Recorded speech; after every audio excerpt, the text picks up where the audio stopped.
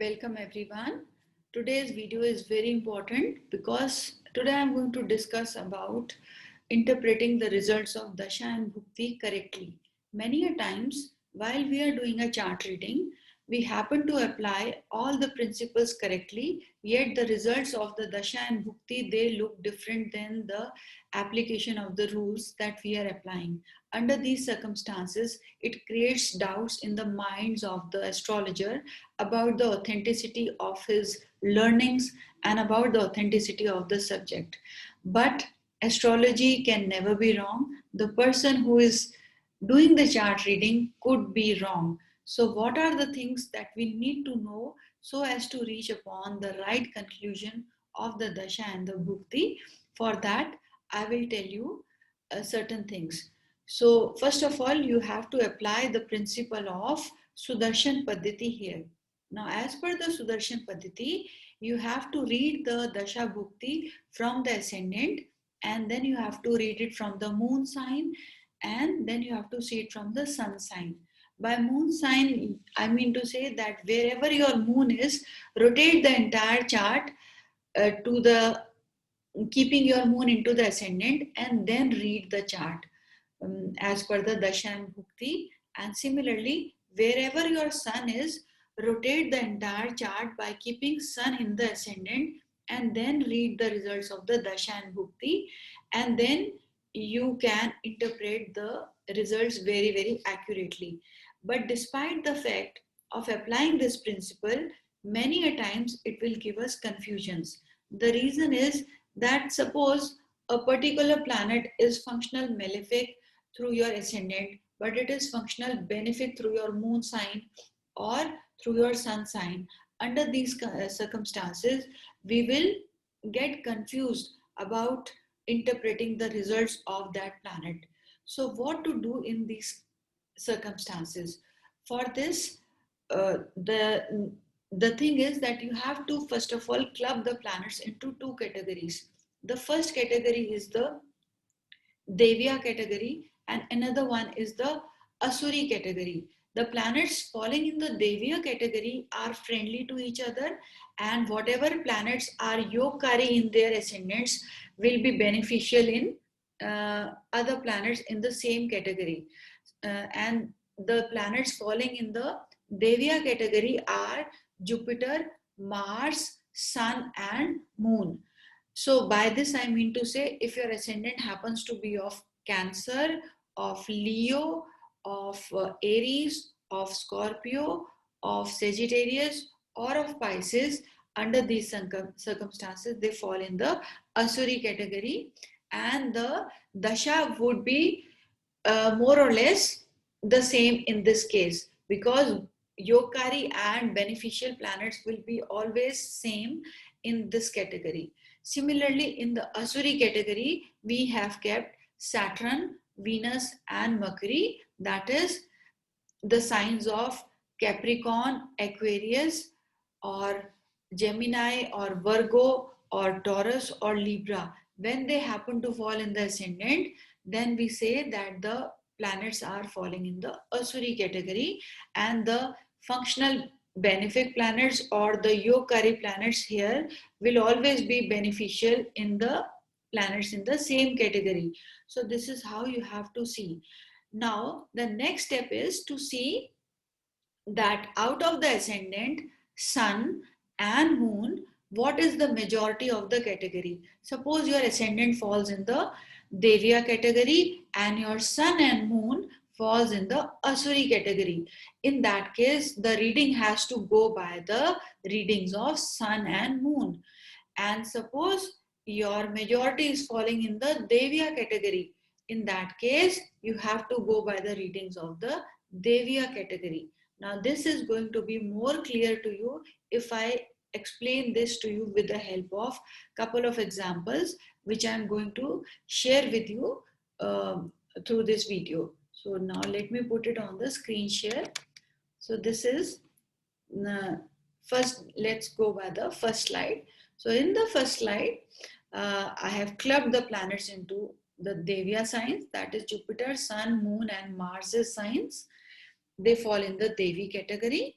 then is the Asuri category. The planets like Saturn, Mercury and Venus, they are falling in the Asuri category. Next is the example. First example which I am going to take is of actress Shri Devi. She recently died in 2019 at not so old age. She was just in her early 50s, and it was a very sudden and a mysterious death. And at the time of her death, she was running the dasha of Saturn. Here we can ignore the Prityantar dasha. Now we will see that what are the majority category of planets in her chart. So first of all, we will open her ascendant chart. So from her ascendant, the ascendant sign is of Cancer and the sun sign is also of Cancer. So here the majority is falling in the Devya category and the moon is falling in the Asuri category. So which means the readings have to go by the sun sign and by the ascendant sign, which are the same. So I just told you at the time of her death, it was Saturn Dasha. Now let's see it from the ascendant. From the ascendant, Saturn becomes the 7th lord and the 8th lord, and it is highly malefic because the Mool Trikona is falling in the 8th house. Now, as per the lordship, it is a malefic planet, and Saturn is also the enemy of the ascendant. So it is going to harm the ascendant in its dasha. Now Saturn is placed in the 7th house and it has become a very, very strong Markesh here. And it is aspecting the ascendant also, which means something which is very death-like is going to happen and it is going to influence the person who himself is shown by the ascendant. Now let's look at from the sun sign. Again, it is the same repetition because sun sign is also the Cancer sign. So again, it is the same thing, that is the Saturn is the 7th lord and the 8th lord here. Now we will see it through the moon sign. So moon sign is of Asuri category, that is Venus is the ascendant lord. So as I told you, the dasha was of Saturn.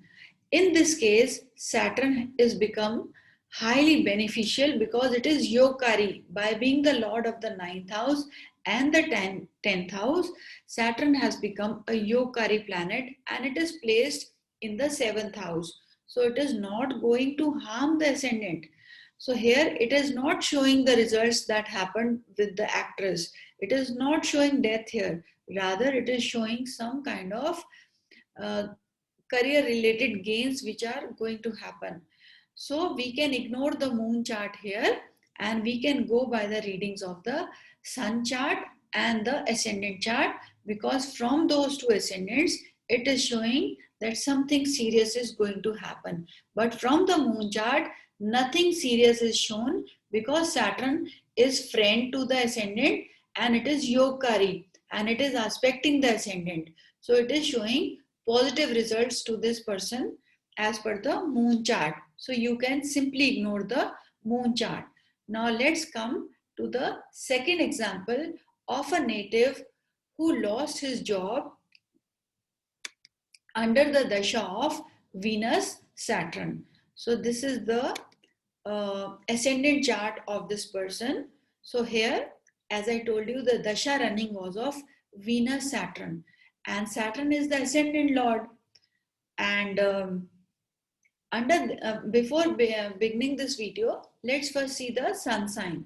Sun is Leo and moon is Scorpio. So they both belong to the majority of the category, that is the Devya sign. So the reading will go by the Devya category, that is the moon sign and the sun sign, and not by the ascendant sign. So let's see, is it coming through the ascendant that the native is going to lose his job? The dasha was of Saturn and Venus. So Saturn, being the ascendant lord, sitting in the 10th house, is not showing any loss. Rather, it is giving some good results to the native.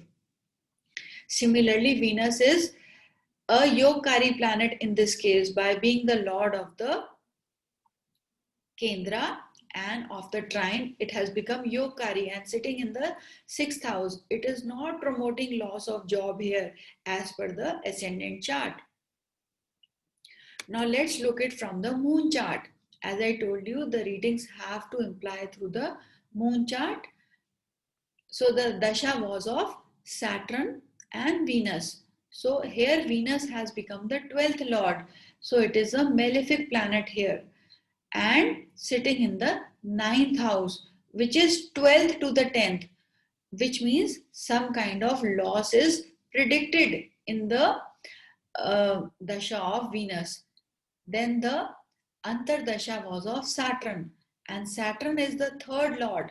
Again, it is a malefic planet for this ascendant, and it is sitting in the ascendant, and from here it is looking at the 10th house, where already a separatist planet is sitting. So now the influence of Sun as well as the Saturn is together falling in the 10th house. So double influence of malefic has caused the loss of job. So Saturn Venus Dasha did give him loss of job as per the moon chart. Now let's come to the sun chart. As per the sun chart, Saturn becomes the 6th lord.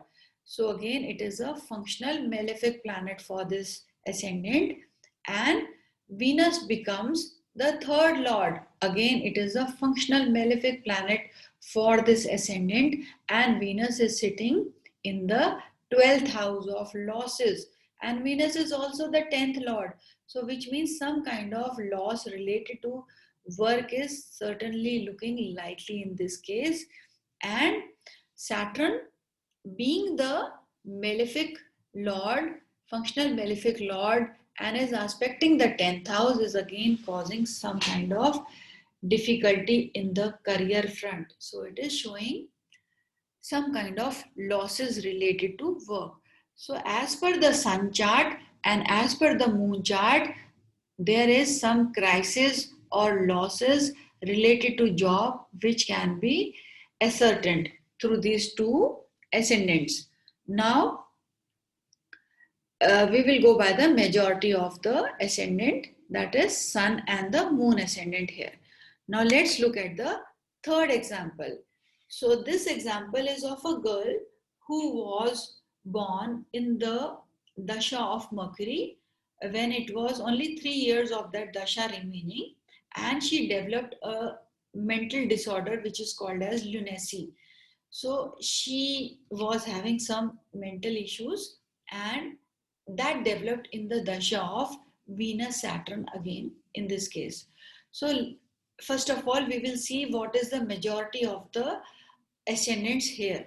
So here the regular ascendant is of Saturn, and sun sign is of Leo, and moon sign is of Pisces. So which means the majority is falling in the Devya category, and the ascendant, regular ascendant is falling in the Asuri category. So we have to take the Devya readings, that is the readings by the moon sign and the sun sign here. So now first of all, let's see through the ascendant that the dasha of Venus and Saturn, how would they play their role.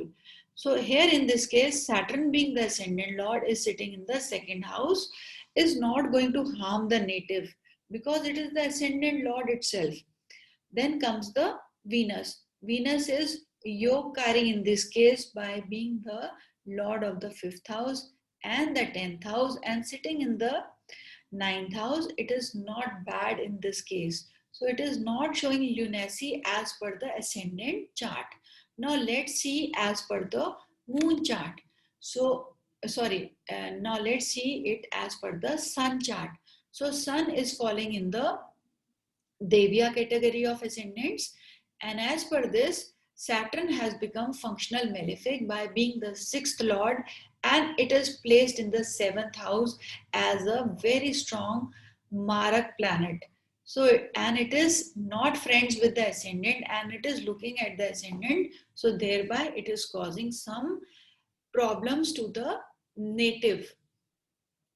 Now Venus in the Antardasha, Venus is again here the functional malefic, and Venus is not friends to the Leo ascendant here, and Venus is again sitting debilitated in the second house, shows some kind of problems to the native.